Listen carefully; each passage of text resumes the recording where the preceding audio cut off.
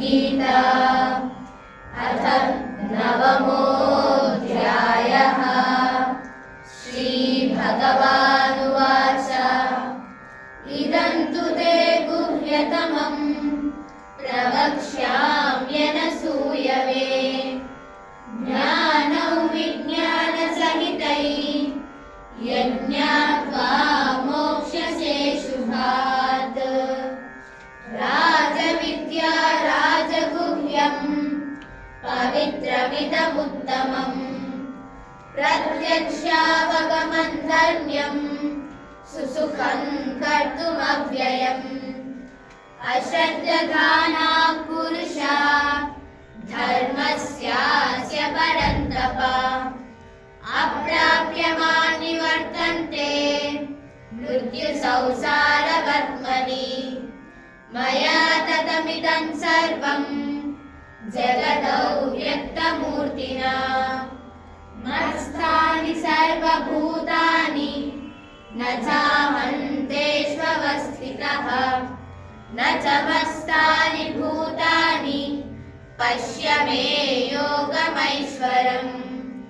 भूतभृन्न च भूतस्थो ममात्मा भूतभावनः यथाकाशस्थितो नित्यौ वायुः सर्वत्र गो महान् तथा सर्वाणि भूतानि मत्स्थानि त्रिपदारय।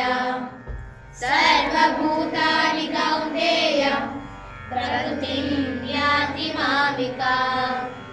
कल्पक्षये पुनस्तानि कल्पादौ विसृजाम्यहम्। प्रकृतिं स्वामवष्टभ्य विसृजामि पुनः पुनः। भूतग्राममिमं कृष्णम् अवशं प्रकृते वशात्। न च मातानि कर्माणि निबध्नन्ति धनञ्जय। उदासीनवदासीनम् असक्तं तेषु कर्मसु मयाध्यक्षेण प्रकृतिः सूयते सचराचरम्। हेतुनानेन कौन्तेय जगद्विपरिवर्तते। अवजानन्ति मां मूढा मानुषीं तनुमाश्रितम्। परं भावमजानन्तो मम भूतमहेश्वरम्। मोहाशा मोहकर्माणो मोहज्ञानाविचेतसः राक्षसीमासुरीं चैव प्रकृतिं मोहिनीं श्रिताः। महात्मानस्तु मां पार्थ दैवीं प्रकृतिमाश्रिताः। भजन्त्यनन्यमनसो ज्ञात्वा भूतादिमव्ययम्। सततं कीर्तयन्तो मां यतन्तस्य दृढव्रताः। नमस्यन्तस्य मां भक्त्या नित्ययुक्ता उपासते। ज्ञानयज्ञेन चाप्यन्ये यजन्तो मामुपासते। एकत्वेन पृथक्त्वेन बहुधा विश्वतो मुखम्। अहं क्रतुरहंयज्ञस्त्वदाहमहमौषधम्। मन्त्रोऽहमहमेवाज्यम् अहमग्निरहं हुतम्। पिताहमस्य जगतो माता दाता पितामहः। वेद्यं पवित्रमोङ्कार ऋक्सामयजुरेव च। गतिर्भर्ता प्रभुः साक्षी निवासः शरणं सुहृत्। प्रभवः प्रलयस्थानं निदानं बीजमव्ययम्। तपाम्यहमहं वर्षन् निगृह्णाम्युत्सृजामि च। अमृतं चैव मृत्युश्च सदसच्चाहमर्जुन। त्रैविद्यामान् सोमपाः पूतपापा यज्ञैरिष्ट्वा स्वर्गतिं प्रार्थयन्ते।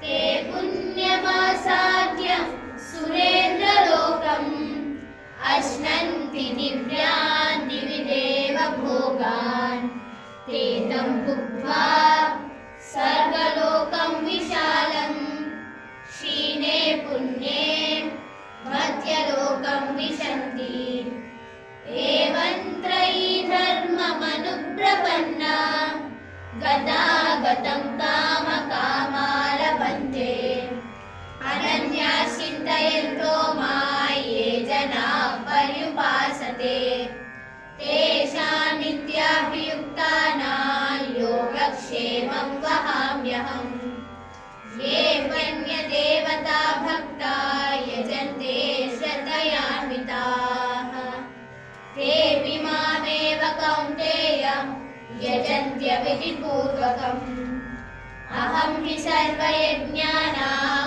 भोक्ता च प्रभुरेव च न तु मामभिजानन्ति न तत्त्वेन तस्य वन्दिते यान्ति देवव्रता देवान् पितॄन् यान्ति पितृव्रताः भूतानि यान्ति भूतेज्य यान्ति मद्याजिनोऽपि मान् पत्रं पुष्पं फलं तोयै यो मे भक्त्या प्रयच्छति तदहं भक्तिबहुतं अश्नामि प्रयतात्मनः यत्करोषि यदश्नासि यज्जुहोषि ददासि यत्तपस्यसि कौन्तेय तत्कुरुष्व मदर्पणम् शुभाशुभफलैरेवं मोक्ष्यसे कर्मबन्धनैः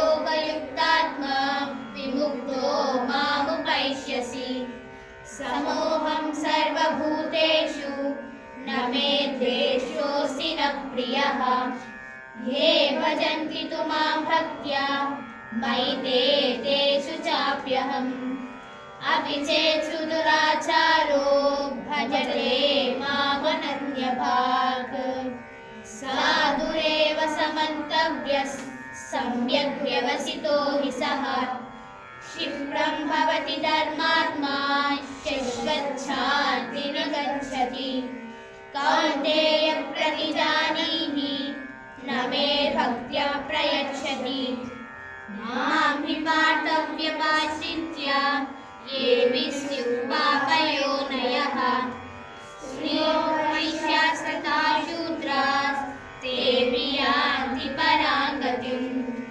किं पुनर्ब्राह्मणा पुण्या भक्ता राजर्षयस्तथा अनित्यमसुखं लोकम् इमं प्राप्य भजस्य माम् मन्मथा भगवद्भक्तो मद्याजी मां नमस्कुरु मामे वैश्यसि युक्त्वैवम् आत्मानं मत्परायणः ॐ तत्सदिति श्रीमद्भगवद्गीतासु उपनिषत्सु ब्रह्मविद्यायां योगशास्त्रे श्रीकृष्णार्जुनसंवादे